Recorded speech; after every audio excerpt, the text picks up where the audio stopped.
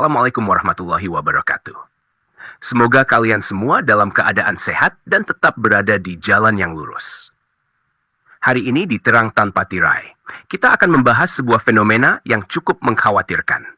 Paham-paham sesat yang berkedok tarekat dan marifat. Di berbagai tempat, kita sering mendengar tentang kelompok-kelompok yang mengklaim punya jalan khusus untuk mencapai Tuhan. Mereka menawarkan ilmu yang katanya hanya bisa dipahami oleh segelintir orang, mengajarkan zikir atau amalan yang tidak ada dalam Islam. Bahkan ada yang berani mengatakan bahwa ibadah wajib seperti salat sudah tidak diperlukan lagi jika sudah mencapai tingkatan spiritual tertentu. Lalu, benarkah semua ini bagian dari Islam? Atau justru ini adalah jalan kesesatan? Jangan kemana-mana, simak sampai habis. Jangan lupa subscribe, like, dan share agar semakin banyak orang yang sadar akan bahaya ini. Bayangkan ada seorang pemuda bernama Rizal. Sejak kecil, dia rajin beribadah dan selalu ingin memperdalam ilmunya tentang Islam. Hingga suatu hari, dia bertemu dengan seseorang yang mengaku sebagai guru spiritual. Orang ini berbeda dari ustadz pada umumnya. Caranya berbicara lembut, penuh filosofi, dan terkesan sangat bijaksana. Guru ini berkata kepadanya, salat itu belum cukup, nak. Kalau kamu ingin benar-benar dekat dengan Tuhan, kamu harus masuk ke jalan marifat. Rizal, yang haus akan ilmu, tertarik. Ia pun mulai mengikuti ajaran sang guru, yang mengajarkannya wirid-wirid khusus, doa-doa yang katanya punya kekuatan luar biasa, bahkan ada zikir yang konon bisa membuatnya merasakan kehadiran Tuhan secara langsung. Lama-kelamaan, gurunya mulai mengatakan hal yang semakin aneh. Kalau kamu sudah sampai tingkat tinggi, kamu nggak perlu salat lagi. Salat itu buat orang-orang awam. Di sini Rizal mulai ragu. Bagaimana mungkin Islam mengajarkan bahwa salat tidak penting? Nabi Muhammad SAW sendiri, yang paling dekat dengan Allah, tidak pernah meninggalkan salat, bahkan hingga akhir hayatnya. Rasulullah bersabda, Inna awwala ma yuhasabu bihil abdu yawmal qiyamati min amalihi salat. Sesungguhnya amalan pertama yang akan dihisap dari seorang hamba pada hari kiamat adalah salatnya. Lalu bagaimana mungkin ada orang yang mengatakan bahwa salat itu tidak perlu? Nah, sekarang kita bahas 5 tanda utama paham sesat yang berkedok tarekat dan marifat. 5 tanda paham sesat berkedok tarekat dan marifat. Mengaku punya jalan rahasia ke Tuhan. Beberapa kelompok mengajarkan bahwa hanya mereka yang punya akses ke ilmu khusus yang bisa membawa seseorang lebih dekat kepada Allah. Mereka mengatakan, syariat itu hanya permulaan, kami punya jalan yang lebih tinggi. Padahal, Islam tidak pernah mengajarkan ada jalan rahasia menuju Allah. Allah berfirman dalam Al-Quran, وَأَنَّ هَذَا صِرَاطِي مُسْتَقِيمًا فَاتَّبِعُوهُ وَلَا تَتَّبِعُوا السُّبُلَ فَتَفَرَّقَ بِكُمْ عَنْ سَبِيلِهِ. Dan bahwa yang kami perintahkan ini adalah jalanku yang lurus, maka ikutilah dia. Dan janganlah kamu mengikuti jalan-jalan yang lain, karena jalan-jalan yang itu akan mencerai-beraikan kamu dari jalannya.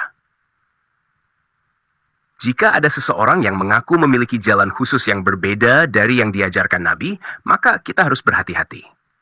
2. Mengajarkan bahwa syariat itu tidak penting.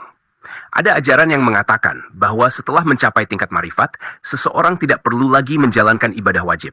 Mereka bilang, kalau hatimu sudah dekat dengan Tuhan, salat itu hanya formalitas.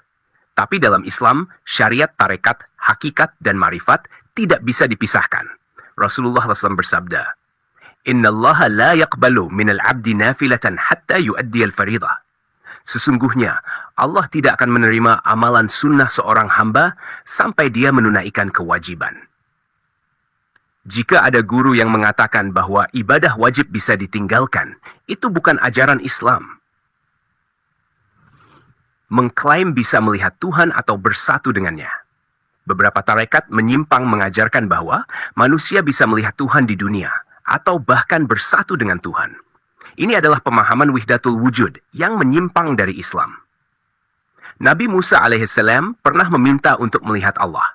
Tetapi Allah berfirman, Lan tarani, walakin anzur ilal jabal, fa inni istaqarra makanahu fasawfa tarani. Engkau tidak akan bisa melihatku. Jika Nabi Musa saja tidak bisa melihat Allah, bagaimana mungkin? Mungkin ada manusia biasa yang mengaku bisa. 4.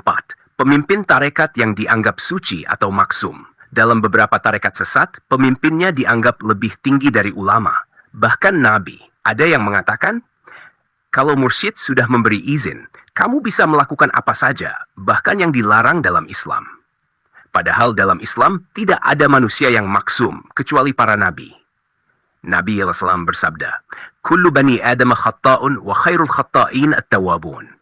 Setiap anak Adam pasti melakukan kesalahan, dan sebaik-baik orang yang bersalah adalah yang bertaubat. Jadi kalau ada yang menganggap gurunya tidak bisa salah, itu adalah kultus individu yang berbahaya. 5. Menggunakan ritual aneh yang tidak diajarkan dalam Islam. Kelompok-kelompok sesat sering melakukan ritual yang tidak ada dalam Al-Quran dan Sunnah. Misalnya, zikir dengan kata-kata yang tidak jelas. Ritual tengah malam dengan mantra-mantra. Bertapa atau meditasi ala agama lain. Padahal Rasulullah SAW sudah mengajarkan cara beribadah yang benar. Beliau bersabda, Man ahdatha fi amrina hadha ma laysa minhu, fahuwa raddun. Barang siapa membuat perkara baru dalam urusan kami, maka itu tertolak. Kesimpulan, tidak semua tarekat itu sesat, tapi kita harus kritis. Jangan mudah percaya dengan ajaran yang mengatakan ada jalan rahasia ke Tuhan. Kalau ajarannya meninggalkan syariat Islam, berarti ada yang salah. Bagaimana menurut kalian?